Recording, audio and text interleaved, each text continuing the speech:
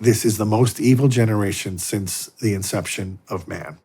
Worse than the flood, worse than Sodom and Gomorrah. And I think part of that has to do with the fact that we can instantly communicate with everybody around the world, and we are propagating sin in a way we never used to. If you wanted to have a sexual sin, you had to go do it with somebody. But now we can just open a phone and do things on the phone. And Los Angeles is #1 exporter of pornography to the whole world. We should be not only ashamed of that statistic as Americans, but fearful for the kind of things that they're opening up to the country with that kind of filth with the demonic world. And then you look at the rest of Hollywood. I just saw Nicole Kidman has a new movie coming out who alleges to be Catholic. They almost gave it an X rating. In our day and age, imagine that. So they had to cut stuff to get it down to R. But she has a preoccupation. It's having an affair, but also preoccupation with animals. So we're going to a whole new level. And this is a mainstream film. YouTube family, what it do? Today is Thursday, January 9th, 2025. It's your man, Big D, and I'm back with another one. Before I speak on this next topic, I would like to thank all of you good people that continue to show support to my son and I. We greatly appreciate it. Thank you. YouTube family, worse than Sodom and Gomorrah.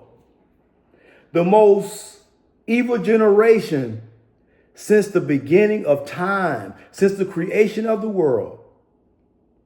So if you recall the last video that I dropped, modern day Sodom and Gomorrah, I touched on some things that the good priest here pretty much verified. So as the good priest stated, there was a time where if you wanted to commit sin, you had to go make it happen. You couldn't just be in your house by yourself and go per se commit a physical sin where you go, sin with another person. Not saying you can't sin in your mind. You can have sinful thoughts by yourself, but for sake of the video, for sake of the argument, we talking about physical sin. So as the good priest stated, you had to go out and travel. But now with technology, now with the internet, YouTube, social media, we have the ability, we have sin right before our eyes, family. Take Instagram. You got these girls on Instagram, thirst trapping, half naked, pretty much soliciting themselves, prostitution. But then as soon as a man don't want to feed into the BS, now they being, sexualized. Well, no, ma'am, you're sexualizing yourself because you're coming on these YouTube streets half naked. But we can't just speak to the women because we have men out here that are doing some treacherous things themselves. We have men out here clapping other men's cheeks. And I don't have nothing against anyone that's in that community because I believe to each his own. However, for Big D, I don't get down like that. And I don't think the Creator would have wanted it to end up like that. So if you believe in what the Bible says that in the beginning, everything was formed, the universe was formed, the galaxy was formed, the Creator made everything. But his most precious creation was humanity, human beings. So the Bible says, if you believe that kind of thing. But in the midst of that, there was treachery and jealousy amongst a third of heaven. Herein lies Lucifer and the fall of the third of heaven. So it just seems from the very beginning we were screwed. Because if you have a third of heaven falling and being cast out, and you're going to allow those fallen angels to run amok amongst human beings, your most precious creation, to me, it only stands to reason that there is a certainty that your creation is going to be tampered with. There is a certainty that Satan, Lucifer, is going to tamper with your creation. Because if it was all about him wanting to have ultimate power and wanting to be God, you know that human beings was going to be the first thing that he was going to come for. So it seems that to allow this evil entity to run amok amongst human beings, it just seems from the very beginning we were screwed. So now, fast forward to now, we look at all the evil things that's going on in the world. We can see murder. Most times, how many times have we've had actual footage, camera phones, technology that is so crisp and clear you can shoot a 4K movie with it. And on 4K, we have people filming George Floyd's life being taken from him.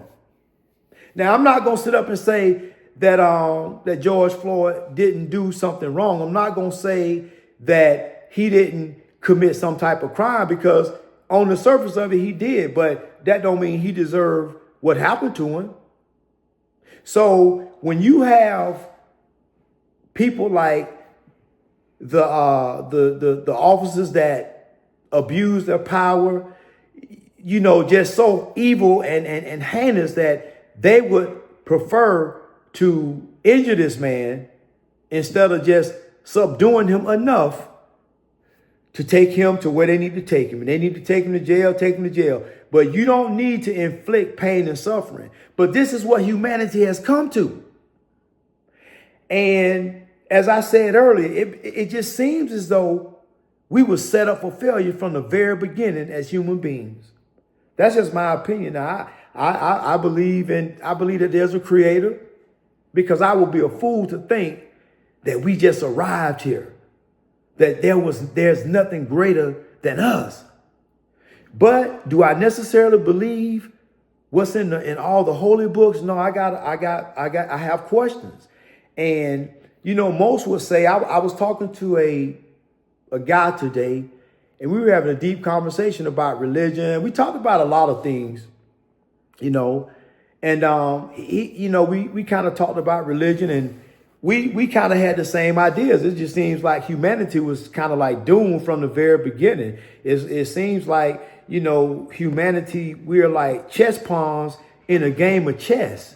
It's like we're just like playing a video game, but we're just the players in the game, and something is controlling us. But to what end? So, family, it comes to this. You know, it just seems as though that from the very beginning, we just was, if what is true in the religious text, it seems that we were kind of like behind the 8 ball from the very beginning as human beings, because you know, if evil was running amongst the first of all creation, because I can only imagine that Adam and Eve, you know, yeah, they were aware of certain things, I would imagine, but they were still they wasn't street smart. If that's a way that I can articulate it. They knew things, because you can have people that are book smart, but when it comes to being out there in them streets, they ain't street smart. And let me tell you, I much rather have street smarts than book smarts, because one thing about street smarts, you will know how to get at that thing called survival. You will learn how to live. You will learn how to make it. But the book smart is only going to get you as far as the door. And if nobody chooses to let you in for whatever the reason, male, black, female, transgender, whatever the case is, don't matter how much education you have, they choose not to let you bypass the threshold of their door to their business, Fortune 500 company. Well, guess what? It was all for naught. So, family, at the end of it, I believe everything that the good priest had to say, because it's just strange things afoot in the world.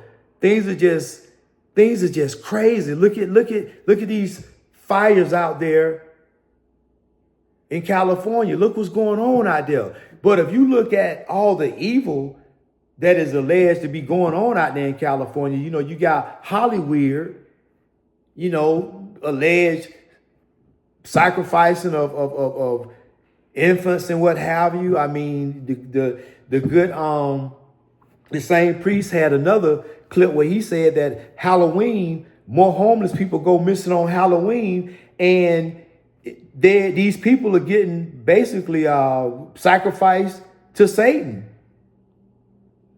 They're getting tricked, and guys, he said that a van rolls around and said, "Hey, listen, we want to get you off the street. That you can go back to this place we got set up for the homeless. Y'all can, get cleaned up, eat some foods and whatnot, and do your laundry." And the homeless people, they like, "Hey, I like to have a hot meal in the shower." So they go ahead and get on in the van. Well, next thing you know, they done got hoodwinked and bamboozled and led astray. Now they all tied up and they getting sacrificed to Satan. That's so I don't know, but I would be curious to know that if we were to get with all the law enforcement agencies in the United States of America and say, "Hey, listen, have you noticed an influx of missing people on Halloween?" and see what the numbers say? Because, listen, I'm not going to sit up and say I believe everything that comes out of a person's mouth that's alleged to be a person of the cloth. But what the good priest said makes a whole lot of sense. And it ain't too far off, because if you got people out there that's eating people heart, thinking they can transform into creatures. And hey, listen, I to a certain degree, I believe that maybe that's possible too. Hey, the same priest that I'm referring to, he talked about exorcisms and possession. So, when you on the surface of it, when people think about things like exorcism and possessions, they, immediately you think about the exorcist. You're going to be all deformed and whatnot. And, you're going to look like something has taken control of your body. Something that's evil and not of this world. But who's to say that a possession has to manifest to that extent? Who's to say that you can't hear a little voice tell you to go stake out Tampa, go stake out New Orleans, and then you decide to just run your car into a whole bunch of people and get out and start shooting and killing folk? But at the same time, it's not like you a terrorist that came across the border. You from this country, you an American. And not only you an American, you were a soldier. So for you to, under the guise of Islam, take human life, I would only have to believe that it will have to be a person that is so evil incarnate. They will have to be possessed by something. Or could it be they are just that brainwashed? So family, there are many things that's going on that is unnatural. But here's the thing. At some point, you got to believe in something. Because if you don't believe in something, you'll fall for anything. Family, keep your head on a swivel.